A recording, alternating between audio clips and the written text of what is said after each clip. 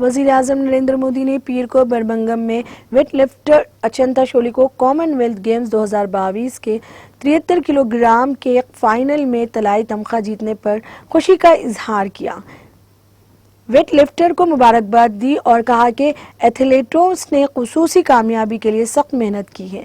मोदी ने ट्वीट किया, खुशी है कि बासलाहियत अचंता शोली ने दौलत मुश्तरका खेलों में सोने का तमगा जीता है। वो अपनी पुरसुकून तबीयत और इस्तेकामत के लिए जाने जाते हैं। इस खास हौसलियाती के लिए उन्होंने बहुत मेहनत की है। मुस्तकिल की कोशिशों के लिए इन्हें मेरी नेक ख्वाहिशात।